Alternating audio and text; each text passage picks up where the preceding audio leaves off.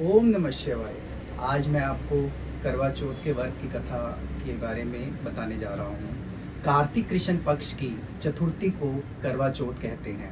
इसमें गणेश जी का पूजन करके उन्हें पूजन दान से प्रसन्न किया जाता है। इसमें गेहूं का करवा भर के पूजन किया जाता है और विवाहित लड़कियों को यहाँ चीनी के करवे पीहर से भेजे जाते हैं तथा इसमें निम्नलिखित कहानी सुनकर चंद्र उदय से अर्घ्य देकर व्रत खोला जाता है। इसकी कथा कुछ इस प्रकार है। एक साहूकार था, उसके 7 बेटे थे और एक छोटी बेटी थी। वह सातों भाइयों से प्यारी बहन थी। एक साथ ही बैठकर खाना खाते थे। एक दिन कार्तिक की चौथ आई तो उसकी बहन ने करवा चौथ का व्रत रखा।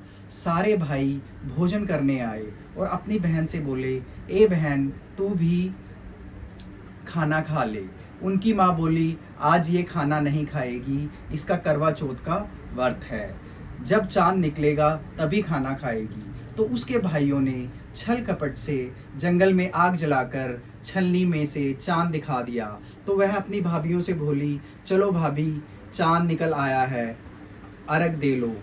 तो उसकी भाभी बोली, ये तो तेरा चांद निकला है, हमारा तो रात को निकलेगा। यह सुनकर भाइयों के कहने से उसने चांद को अर्घ दे दिया और खाने बैठ गई। पहला टुकड़ा तोड़ा तो बाल निकला, दूसरा टुकड़ा तोड़ा तो छींक मारी, तीसरा टुकड़ा तोड़ा तो राजा के घर से बुलावा आ गया कि राजा का लड़का बीमार है, जल्दी भेजो। माँ ने लड़की के पहनने के लिए 3 बार संदूक खोला, तीनों बार सफ़ेद कपड़े निकले। अब उनको सफ़ेद कपड़े पहन दिया और माँ ने लड़की के पल्ले से एक सोने का सिक्का बांध दिया और बोली, रास्ते में जो भी मिले उसको पैर छूते हुए जाना, जो तुझे सुहाग की आशीष दे और उसे सोने का सिक्का दे देना और पल्ले को गांठ लगा लेना। अब उसने रास्ते में जो कोई भी मिला सबके पैर छुए और किसी ने भी सुहाग की आशीष नहीं दी। अब वह ससुराल में आई तो दरवाजे पर छोटी नंद खड़ी थी। वह उसके पैर पड़ी तो नंद बोली, सिली हो, सपूती हो, 7 बेटों की माँ हो, मेरे भाई का सुख देख। अब उसने सोने का सिक्का नंद को देकर पल्ले को गांठ मार ली। उसके बाद वह अंदर आई, आकर देखा कि उसका पति मरा पड़ा था। अब वह उसे लेकर एक कोठरी में बैठी रही। इसके 1 साल बाद तक उसने उसकी सेवा की। उसकी सास बांधी के हाथ बंधी खुची रोटी भेज देती। इस प्रकार उसे अपने पति की सेवा करते करते 1 साल हो गया। करवा चौथ का व्रत आया। सारी पड़ोसनों ने नहा धोकर करवा चौथ का व्रत रखा। सबने सिर धोकर हाथों में मेहंदी लगाई, चूड़ियाँ पहनी। वह सब देखती रही। एक पड़ोसन बोली, तू भी करवा चौथ का व्रत रख ले। वह बोली, मैं कैसे करूं? तो वह बोली, चौथ माता की कृपा से सब ठीक हो जाएगा। उसके कहने पर उसने व्रत रख लिया। थोड़ी देर के बाद करवे बेचने वाली आई। करवे करवे लो, भाइयों की प्यारी, करवे लो, करवे वाली, मेरे को भी करवे दे जा, उसने ये कहा। वह कहने लगी, मेरी दूसरी बहन आएगी, वो तेरे को करवे देगी।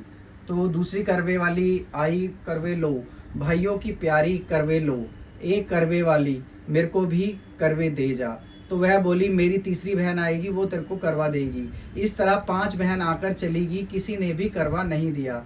फिर छठी बहन आई और वो बोली, मेरी 7वीं बहन आएगी, तुझे करवा देगी। बस तू सारे रास्ते कांटे बिखेर कर रख दे, वह खूब चिल्लाती हुई आएगी तो उसके पैर में कांटा चुभ जाएगा, तब तू सुई लेकर बैठ जाना और पकड़कर निकाल देना और उसके पैर का कांटा निकल देगा। तो यह इस बात को इस तरह बोलेगी, तेरे को आशीर्वाद देगी, भाइयों जियो, साइयों जियो। जब वह मुझे आशीर्वाद देगी तुम उससे करवे मांग लेना। जब वह तुझे करवे देकर जाएगी फिर तू उजमन करना, जिससे तेरा पति अच्छा हो जाएगा। अब उसने वैसा ही किया, सारे रास्ते में कांटे बिछा दिए। जब वह करवे लेकर खूब चिल्लाती हुई आई तो उसके पैर में कांटा चुभ गया। उसने उसका पैर पकड़कर छोड़ा नहीं और उसका कांटा निकाल दिया। तो उसने आशीर्वाद दिया। तब वह बोली, तब तूने मुझे आशीर्वाद दिया है, करवे भी देकर जा। तो वह बोली, तूने तो मुझे ठग लिया। ये कहकर उसने उसे करवे दे दिए। अब करवे लेकर उसने उजमन की तैयारी की, व्रत रखा। राजा का लड़का ठीक हो गया और बोला, मैं बहुत सोया। तो वह बोली, सोए नहीं, 12 महीने हो गए हैं, तेरी सेवा करते करते फिर उसने चौथ माता का उज्जमन अच्छी तरह से किया। अब उसने चौथ माता की कहानी सुनी और उज्जमन किया। अब वह दोनों चौसर खेलने लगे। इतने में उसकी बांदी तेल की पली और गुड़ की डाली लेकर आ गई और दोनों को खेलते देख बांदी सासू से जाकर बोली, महल में खूब रौनक है, तेरी बहू चौसर सार खेल रही है। इतने सुनकर सासू देखने आई। दोनों को खेलते देख बहुत खुश होगी। बहू ने सासू के पैर दबाए और सासू बोली, बहू सच सच बता, तूने क्या किया? उसने सारा हाल अपनी सासू को बताया। राजा ने सारे शहर में ढिंढोरा पिटवाकर कहा कि उसने अपने पति की जीवन सुरक्षा के लिए सब बहनें करवा चौथ का व्रत रखे, तो पहले करवे को अपने पीहर में जाकर उज्जमन करे। हे चौथ माता, जैसा राजा के लड़के को जीवन दान दिया है, वैसे सब किसी को देना। ओम नमः शिवाय।